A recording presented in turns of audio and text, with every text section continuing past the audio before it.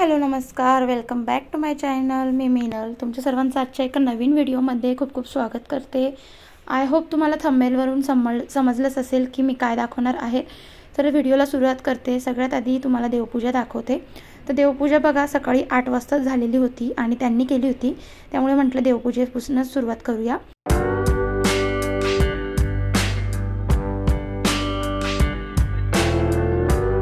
त्यानंतर किचनमध्ये आले. सुरुवात माझी सकाळची किचनपासूनच होत असते आणि किचनमध्ये आल्यानंतर पाणी तापवायला ठेवलं आणि त्यांना आंघोळीला जायचं होतं आणि मला तर आंघोळ थोड्या वेळानेच करावं लागेल कारण शिवांशला रेडी करायचं होतं. तर सगळ्यात आधी म्हटलं टिफिन बनवून घ्यावं. तर टिफिन मला सकाळी लवकरच बनवावा लागतो कारण शिवांश उठल्यावरती टिफिन बनवायला टाईम मिळत नाही. तर डब्याला काय बनवायचं आणि हा खूप मोठा प्रश्न असतो, सगळ्याच बायकांचा प्रश्न असतो. तर त्यासाठी मी रात्रीच प्रिपरेशन करून ठेवलेलं होतं. तर संध्याकाळी जो स्वयंपाक बनवायचा होता कुकर लावलेला होता. तर कुकरसोबत मग मी बटाटेसुद्धा लावलेले होते. तर बटाट्याची भाजी बनवणार आहेत आता मी. कोरडी सुकी पिवळी बटाट्याची भाजी बनवणार आहेत.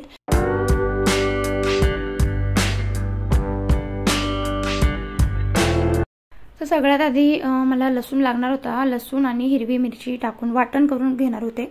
तर वाटण कधी कधी माझ्याकडं केलेलं असतं, कधी कधी नसतं, त्यामुळे आता वाटण करायचं होतं. त्यासाठी हिरवी मिरची लसूण छान असं दळून घेतलं.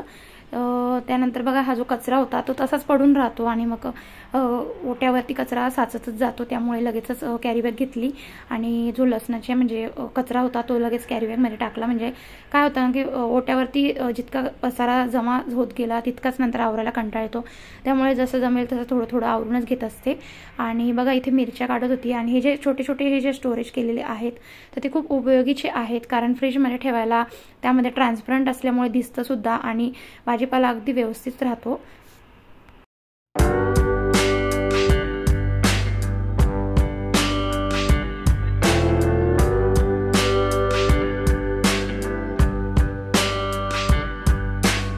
त्यानंतर मिरचींचं काम झालेलं होतं. तर मिरच्या काढून घेतल्या आणि लगेचच फ्रीजमध्ये ठेवून दिलं. म्हणजे काय होतं ना, फ्रीजमध्ये ठेवलं का लगेच म्हणजे जिथल्या तिथं वस्तू लगेच गेली की मग नंतर जास्त आवरायला लागत नाही, त्यामुळे. तर भाजी बनवायला घेतली सकाळी. तर भाजी पिवळी बनवणार आहे. तर जास्त करून डब्याला सकाळची भाज्या ज्या असतात त्या कोरड्या भाज्याच देत असते. मोजक्याच त्यांच्या ठरलेल्या भाज्या आहेत, आठवडाभर तेवढ्याच त्या भाज्यात खातात. आणि संध्याकाळचं कसं असतं ना, संध्याकाळी मिळतो टाईम, तर त्यामुळे संध्याकाळी त्यांना पोटभर जेवण लागतं, जसं की भात बनवायला लागतो, त्यानंतर आमटी वगैरे असते. संध्याकाळचं ग्रेव्हीमध्ये स्वयंपाक असतो आणि नवनवीन आयटमसुद्धा संध्याकाळी आम्ही बनवत असतो, ते सुद्धा मला हेल्प करतं बनवायला. तर पुढे काय झालं ना की जे रात्री बटाटे लावले होते तर तसेच मी फ्रीजमध्ये ठेवून दिले होते आणि मग आता बटाटे सालटे काढून घेते म्हटलं. आणि छान असे म्हणजे पहिले जास्त गार होते त्यामुळे आधीच काढून ठेवले बाहेर आणि मग थोडा वेळ थंडपणा निघून गेला आणि मग बटाटे छान असे सालटे काढून सोलून घेतले. त्यानंतर बटाट्याचे छान असे छोटे छोटे खापा करून घेतल्या, म्हणजे बटाटे लवकर शिजतात. आणि मस्त झाकण ठेवून अगदी म्हणजे वाफेवर करते मी. खूप सुंदर अशी भाजी लागते आणि मलासुद्धा आवडते ही भाजी.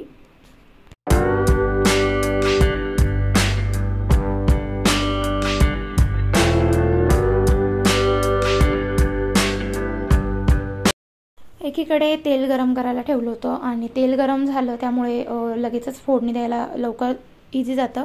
तर तेल चांगलं तडतडलं आणि मग त्यानंतर त्यामध्ये जिरे मोहरी घातली आणि कढीपत्ता घातला. त्यानंतर बघा हिरवी मिरची लसूण वाटण केलेलं होतं ते घातलं. हिरवी मिरची लसूण थोडी म्हणजे मिरच्या थोड्या तिखट होत्या त्यामुळे 3-4च मिरच्या घेतल्या, तरीसुद्धा भाजी अगदी तिखट होते.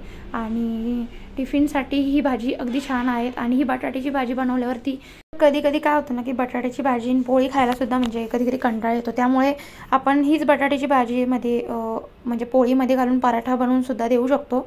तर छान अशी म्हणजे पराठा खायलासुद्धा वेगळं लागतं, त्यासोबत सॉस वगैरे देऊ शकतो. त्यामुळे असं वेगवेगळं रुटीन म्हणजे वेगवेगळी आपण काहीतरी डोकं लावून करू शकतो बायकांना. त्यानंतर भाजी छान अशी परतून घेतली, मीठ घातलं. तर मीठ घातल्यानंतर लगेचच मस्त वाफेवर शिजवून घेणार होती. तर अगदी 15 ते 20 मिनटामध्ये भाजी अगदी रेडी होते. तर बटाटे छान शिजतात सुद्धा.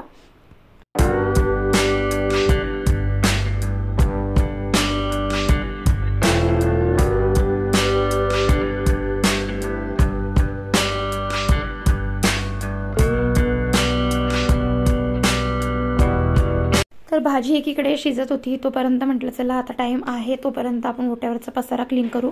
तर सगळ्यात आधी जे आपला मसाल्याचा डबा आहे तो छान पुसून घेतला, त्याला जे हात लागलेले होते ते, आणि त्यानंतर मिठाची बरणी, परत तेल तर लागणार होतं त्यामुळे इथेच ठेवलं. त्यानंतर बघा पोळ्या करायला घेतल्या. एकीकडे भाजी छान शिजत होती, तर 4 बर्नरचा गॅस असल्यामुळे मला खूप हेल्प होते. एकीकडे पाणी तापतं, एकीकडे पोळ्या होतात, एकीकडे चहा होतो आणि एकीकडे भाजी होते.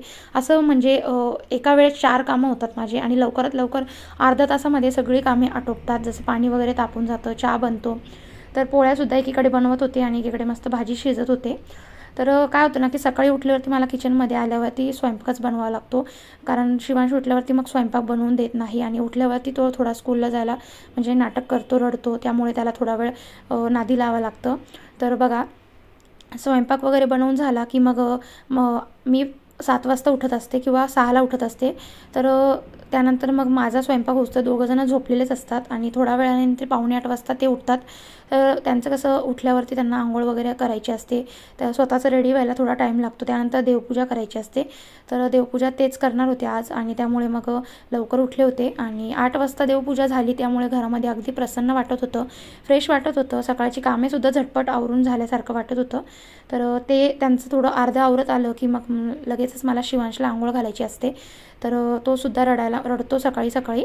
तर लहान मुलं आहेत, तर लहान मुलं म्हणजे सकाळी उठायला त्रासच देत असतात स्कूलला, तरीसुद्धा त्याला थोडंसं नादी लावून उठवावं लागतं, थोडंसं त्याच्यासोबत म्हणजे इकडे तिकडे त्याला दाखवावं लागतं, मग तो रेडी होतो.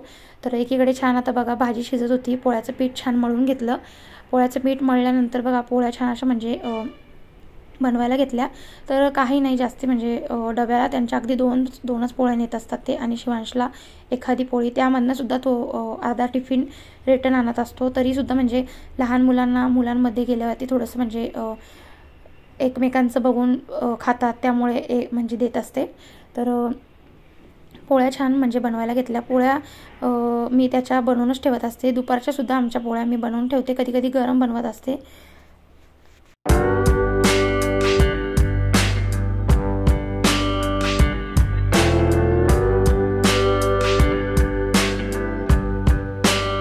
पोळी माझी इतर वेळेस फुगती, कधी नाही फुगत. तर पोळ्या फुगण्यावरती मी म्हणजे माझं काही नाही आहे.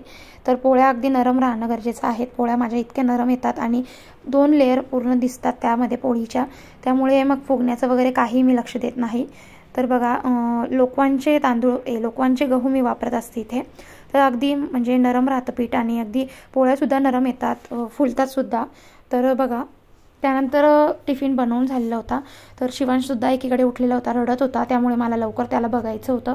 तर उठल्यावरती खूप म्हणजे गागाट करतो तो, त्यामुळे तर टिफिन एकीकडे भरायचा होता. तर पोळी वगैरे थंड ठेवायला ठेवली होती, कारण गरम टिफिनमध्ये जर टाकल्या तर मग काय होतं ना की वाफेमुळे ओलसर होतात, त्यामुळे थोडंसं थंड होऊन देते. मग टिफिनमध्ये भरणार होते. एकीकडे भाजी वगैरे भरून घेते. भाजीसुद्धा गरम होती, त्यामुळे थोडंसं भाजीसुद्धा थंड व्हायला ठेवलेली होती.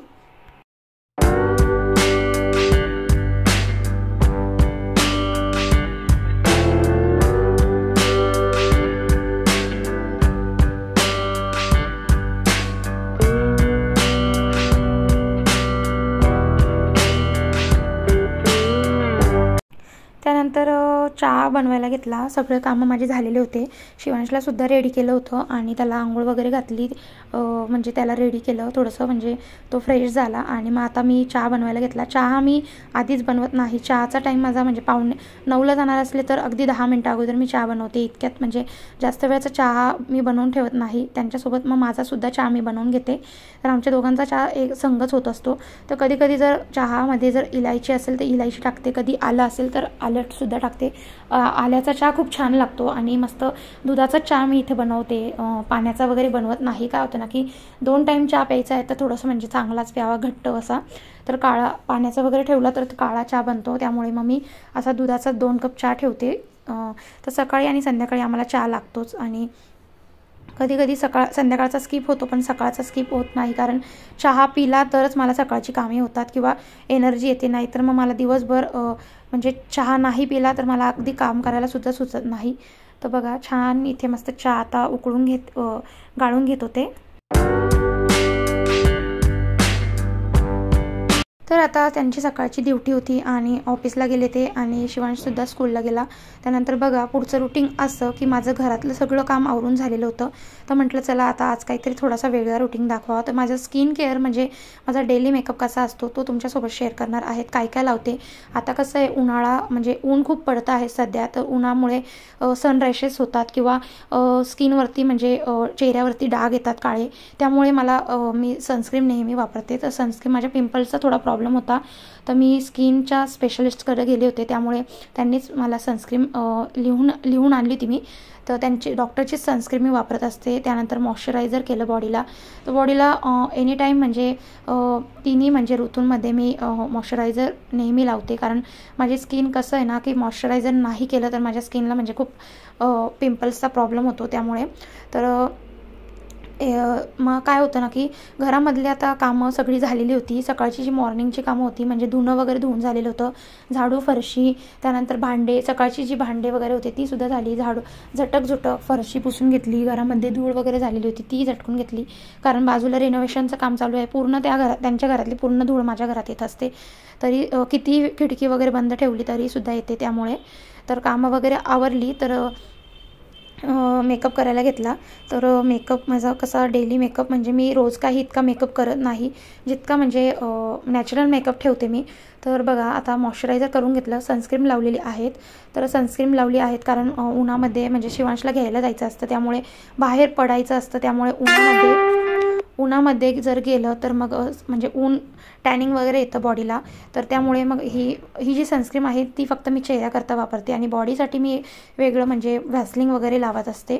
तर काय होतं ना की आता ऋतूच कळून येत नाही. कधी सकाळी इतकं गरम होतं ना की दिवसभर पूर्ण गरम होतं आणि रात्री थोडीशी थंडी वाजायला लागते. त्यामुळे आता म्हणजे काही बदल चालू आहेत ते सुद्धा समजून येत नाही. तर चला तर माझा छान आता इथे म्हणजे पावडर लावून घेते चेहऱ्याला. पॉन्ड्स पावडरच लावते मी. बाकी कोणतीही पावडर लावत नाही मी. डेली मेकअपमध्ये पॉन्ड्स पावडरच वापरते.